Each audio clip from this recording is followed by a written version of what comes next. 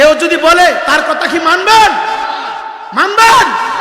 পৃথিবীতে সবচাইতে দামি জায়গা হলো যেখানে আমার হায়াতুন নবী, জিন্দা নবী, ইলমে গায়েবের খবর দেওয়ালা নবী, ইমানদারের জন্য হাজির নাজির নবী, নূরুন আলা নূর নবী, যেই রওজা মুবারকের ভিতরে বসে বসে উম্মতি উম্মতি বলে কাঁদতেছেন।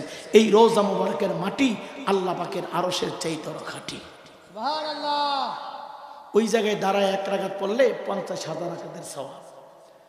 আর এরা বলতেছে টঙ্গিতে যায় 1 রাকাত পড়লে 49 কোটি রাকাতের সওয়াব। নাউযুবিল্লাহ। বলেন তো নবীর রওজার চাইতে তাদের জায়গার দাম বেশি বাড়াইলেছে না? হারাইছে।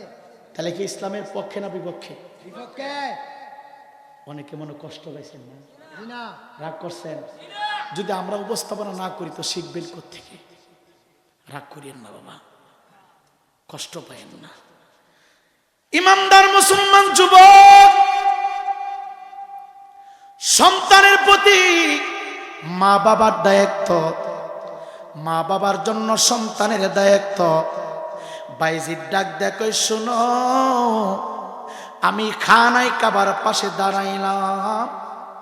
খানায় কাবার পাশে দাঁড়ানোর আগে আমি আমার মাথা থেকে পাগড়িটা খুলে ফেললাম, পাঞ্জাবিটা খুলে ফেললাম।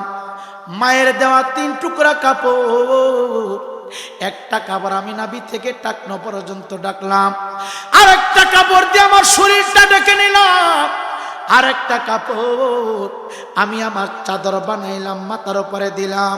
ইমানদার মুসলমান যুবক রে,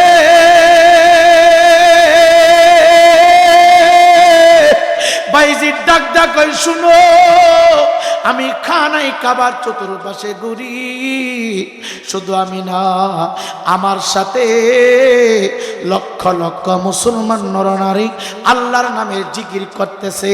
আমি খানায় কাবার কাজ কমপ্লিট করলাম, আমি সাফা মারওয়া কমপ্লিট করলাম। মক্কা নগরের উলিতে গুলিতে যতগুলি দায়িত্ব আমার ছিল আমি চেষ্টা করেছি পরিপূর্ণ করার জন্য করলাম। আমি পরের দিন সকালবেলা ফজরের নামাজ পড়িয়া মদিনার দিকে রওনা হব, দয়াল নবীর রওজা মুবারকে সালাম দেওয়ার জন্য। এ যুবক, বাইজির ডাক দিয়ে বলে, আমি গভীর রজনীতে তাহাজ্জুদের মুসল্লায় খানায় কাবার পাশে দাঁড়ানো, দাঁড়াইয়া 2টা হাত বাড়ায় বলি, আল্লাহ আল্লাহ, তুমি অন্তরের খবর জানো।